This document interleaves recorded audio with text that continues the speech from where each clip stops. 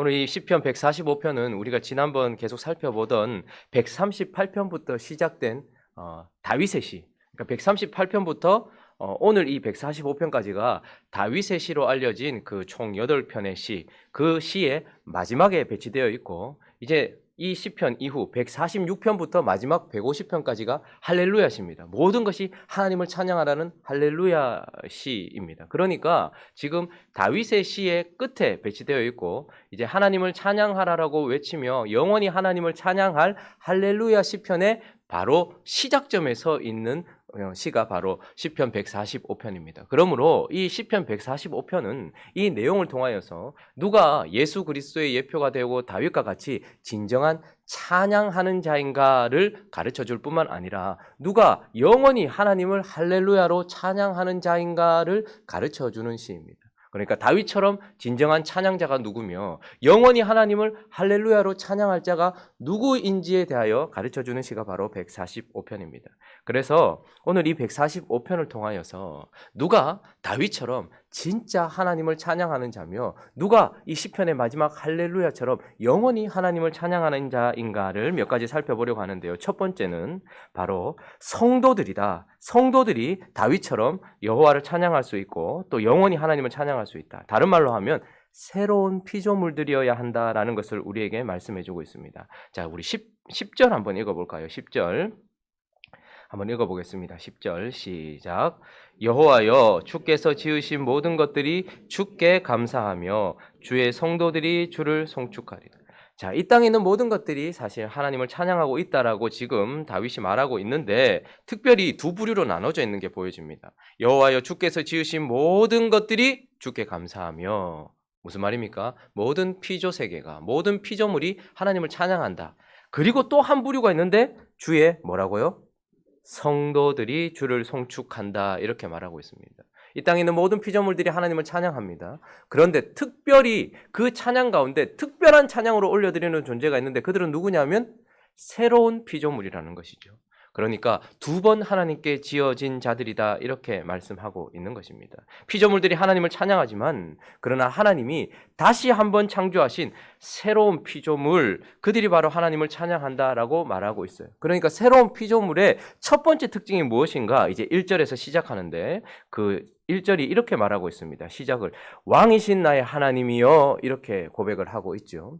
무슨 말입니까? 새로운 피조물이라는 것은 결국 자기 자신이 왕이 되어 살고 누군가를 왕으로 섬기던 자가 하나님 자신을 왕으로 모시게 된 그 순간 그들을 성도라고 하게 되고 그들이 새로운 피조물이다라고 말하고 있는 것이죠.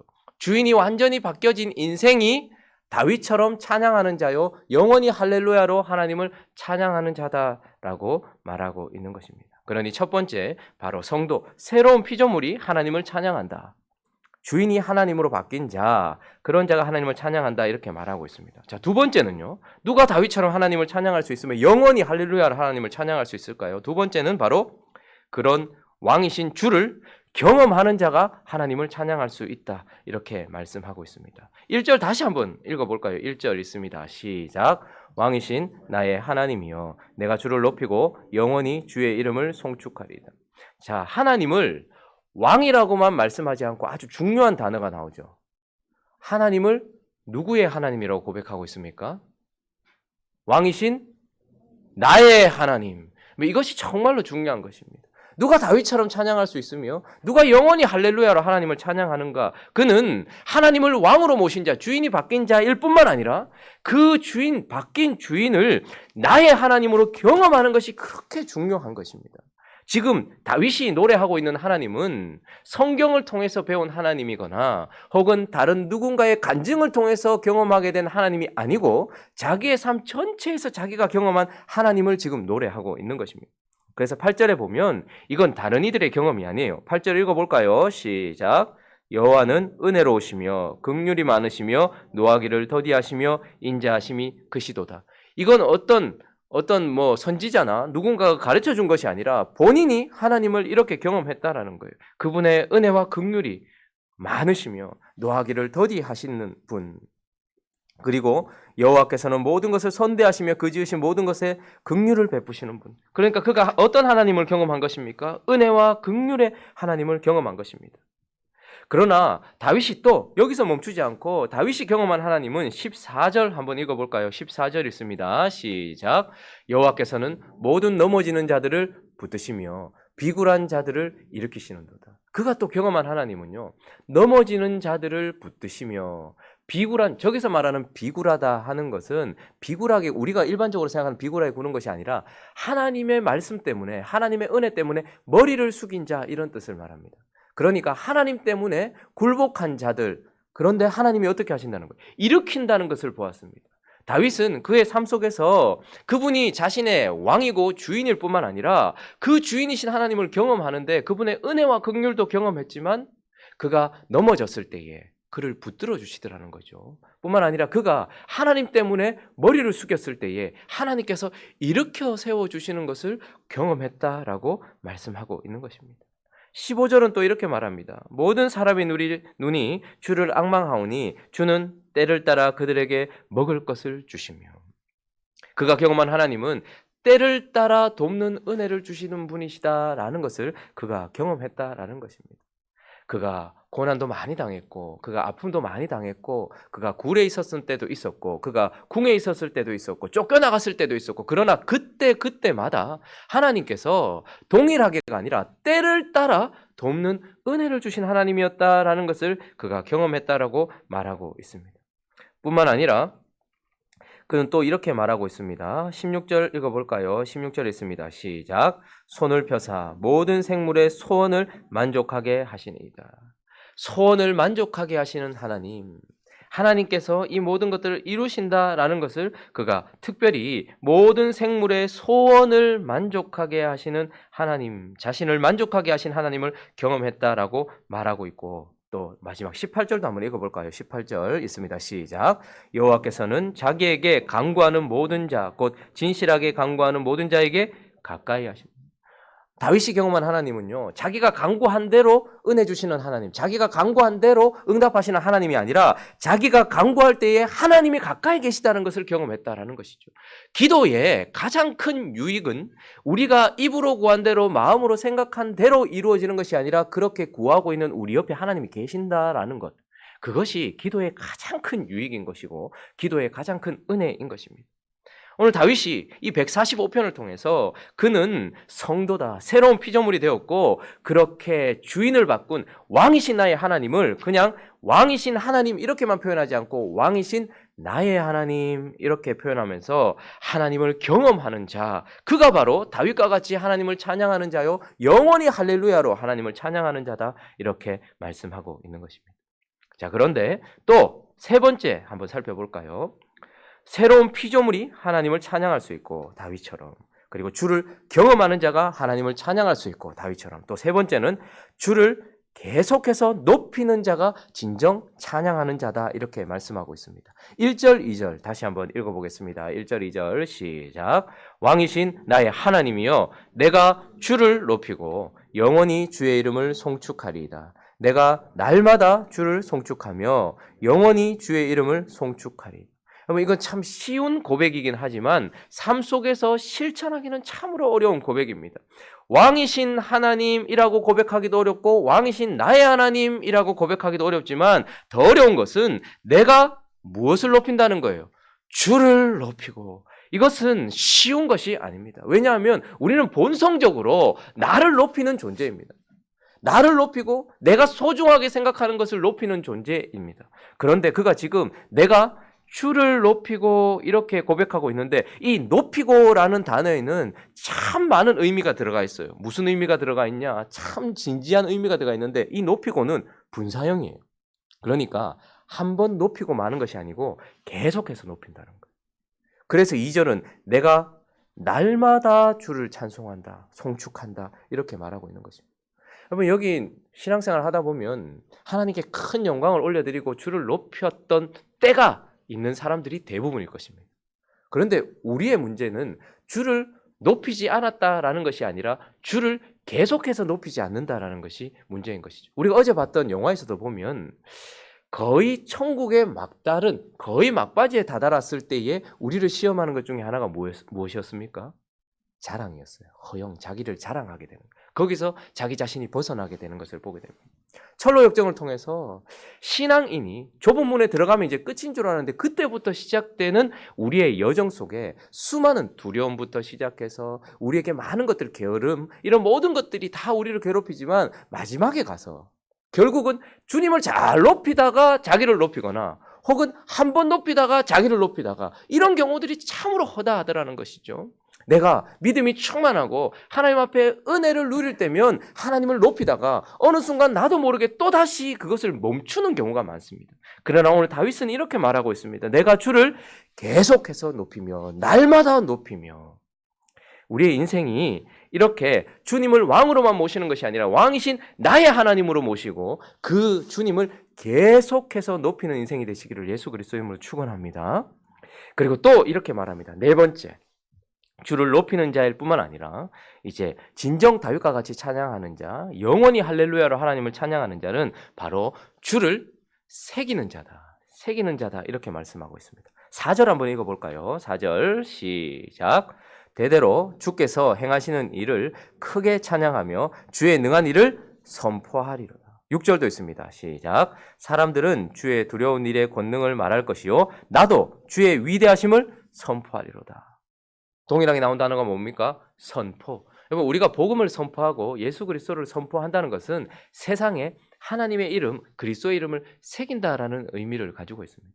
여러분, 희한하죠. 사람들은 자기가 유한하다라는 것을 알아요. 그래서 어디를 가든지 자기 자신을 남기고 싶어 합니다. 특별히 한국 사람들은 더 그런 것 같아요. 관광지를 가도 그렇고 어디를 가도 그렇고 거기다가 자기 이름을 새기, 낙서하지 마시오, 분명히 건드리지 마시오 돼 있는데도 자기 이름을 거기 새겨요. 이건 어쩌면 우리의 본성일 수 있습니다. 그런데 무엇을 새기는가? 세상은 끊임없이 사단의 전략과 그리고 더러운 것과 인본적인 것, 뭐 이런 것들을 세상에 새기려고 끊임없이 선포합니다. 그런데 진짜 하나님을 찬양하는 자, 다윗과 같은 자는 하나님을 세상에 새기기 위하여서 선포하는 자다 이렇게 말씀하고 있는 거죠. 그래서 그들의 말을 들어보면, 그들과 조금만 있어 보면 그냥 모든 것들에 하나님이 들어가요. 이것을 하신 분도 하나님이고 저것을 하신 분도 하나님이고 그렇게 하면서 모든 가는 곳곳마다 하나님을 새기는 인생이 되는 것이죠. 그러나 그는 세상에만 하나님을 새기고 주를 새기는 인생이 아니라 자기 자신에게도 하나님을 새기는 인생입니다. 5절도 읽어보겠습니다. 5절 시작. 주의 존귀하고 영광스러운 위엄과 주의 기이한 일을 나는 작은 소리로 읊조리이다. 작은 소리로 읊조긴다고 해서 작은 농도라는 것은 아닙니다. 내가 들을 수 있을 만큼 내게 새길 때 작은 소리로 읊조린다는 거예요. 묵상하고 새기고 새기고 새기는. 여기서 읊조리다라는 단어는 묵상한다라는 단어고, 묵상한다라는 단어는 아주 그 짐승, 무시무시한 뭐 개와 아니면 사자 같은 짐승이 먹이를 먹기 위하여 으르렁 으르렁 거리면서 그 먹이를 물어뜯고 있는 소리, 그걸 바로 읊조린다 이렇게 표현하는 거예요. 그러니까 지금 자기 자신의 마음속에, 자기 자신의 영혼 속에 하나님을 새기기 위하여서 작은 소리로 자기에게만 들리도록 읊조리고, 그리고 세상에 하나님을 새기도록 큰 소리로 선포하는 자, 그가 바로 다윗과 같이 찬양하는 자, 영원히 하나님을 할렐루야로 찬양하는 자다 이렇게 말씀하고 있는 것이죠. 마지막으로 한 가지만 더 살펴보면, 누가 다윗처럼 하나님을 찬양하고 누가 진정한 찬양자가 되어 영원히 하나님을 찬양하는가? 그는 바로 주께만 소망을 두는 자, 그가 바로 그런 찬양자다 이렇게 말씀하고 있습니다. 자, 13절 읽어볼까요? 13절 있습니다. 시작. 주의 나라는 영원한 나라이니 주의 통치는 대대에 이르리로다. 사실 다윗은 왕입니다. 지금 자신이 통치하고 있어요. 그럼에도 불구하고 그는 하나님을 왕이라고 말씀하고 있을 뿐만 아니라 그분의 나라가 영원한 통치에 이를 것이다. 그는 하나님의 이름을 붙들고 하나님의 나라를 세우기 위하여서 최선을 다했어요. 그러나 그가 보았던 것도 있었을 것입니다. 그럼에도 불구하고 그 나라에는 요압이 있었고, 그럼에도 불구하고 그 나라에는 시므이가 있었고, 그럼에도 불구하고 자식끼리 혈투를 벌이는 일도 있었어요. 그러나 다윗의 마음속에는 무엇이 있습니까? 하나님 나라에 대한 소망을 잃어버리지 않는, 하나님께 소망을 두고 있는, 주께 소망을 두고 있는 모습을 보게 되는 것입니다. 혼란스럽고 완전하지 못한 세상 속에서도 그는 주의 나라는 영원한 나라고 주의 통치는 대대에 이를 것이라는 하나님의 통치에 대한 소망을 잃지 않고 있는 모습, 뿐만 아니라 19절 이렇게 말씀하고 있습니다. 읽어봅니다. 시작. 그는 자기를 경외하는 자들의 소원을 이루시며 또 그들의 부르짖음을 들으사 구원하시리로다. 그는 끝까지 하나님께 간구하는 자, 그는 구원을 지금 원하는 것이 아니고 부르짖는 자에게 하나님이 주시는 구원을 원하고 있는 것입니다. 그러니까 그가 끝까지 소망을 두고 있는 거예요. 그가 끝까지 하나님께 소망을 두면서 주께 부르짖으면서 그 소원을 주께만 아뢰고 있고 그 소원을 들어주시는 하나님이 자신을 구원할 것이라는 그 간구에 대한 응답과 간구에 대한 결과로서의 구원을 지금도 소망하고 있다라는 것을 보게 되고, 마지막 한 가지 더 무엇을 주께 소망 두고 있는가? 하나님의 심판에 소망을 두고 있다는 것을 보게 돼요. 20절 있습니다. 시작. 여호와께서 자기를 사랑하시는 자들은 다 보호하시고 악인들은 다 멸하시고. 우리가 요한계시록을 끝냈는데요. 요한계시록을 보면서 우리가 무엇을 깨달았습니까? 하나님이 자신의 성도들은 다 보호하시고 그리고 악인들은 다 멸하실 것이다. 물론 우리의 시간과 공간 속에서 그것이 펼쳐질 것이기 때문에 우리는 그 과정을 걸어가야 되겠지만 어쨌든 하나님께서 분명한 심판을 하실 것이라는 것에 소망을 두고 있는 것입니다. 그렇게 해서 다윗은 진정한 찬양자로 그의 인생을 마무리하였고 영원히 할렐루야로 하나님을 찬양하는 자로 그렇게 인생을 마무리합니다. 우리가 내일부터 살펴볼 시편 146편부터 150편까지는 할렐루야 찬양시. 근데 작자가 나오지 않습니다. 그러나 대부분의 학자들은 그 할렐루야의 찬양을 누가 지었을까? 다윗의 시일 것이다. 연결되는 시일 것이다. 라고 이렇게 결론을 내립니다. 말씀을 정리하겠습니다. 하나님을 진짜 찬양하는 다윗과 같은 인생, 이것은 그저 한 사람을 본받는 것이 아니라 하나님의 인생의 목적입니다. 우리 인생이 이곳에 창조되어지고 구원받고 영원히 남아있는 이유는 무엇이냐면 하나님을 예배하고 찬양하라고 하나님께서 그렇게 우리를 창조하셨고 구원하셨고 영원히 남기시는 것입니다. 그러므로 다윗과 같이 새로운 피조물이 되어 주님을 주인 삼고 그 주인을 경험하면서 그리고 그 주인만 계속해서 영원히 높이며 그리고 그 주인을 내 속에 새기고 세상에 새기고 그 주인에게 소망을 두면서 이 땅 살아가는 저와 여러분 되시기를, 남아있는 인생을 그렇게 하나님께 올려드리는 다윗과 같은 찬양자, 영원히 하나님을 찬양하는 할렐루야 찬양을 부르는 찬양자 되시기를 예수 그리스도의 이름으로 축원합니다. 같이 한번 기도하겠습니다.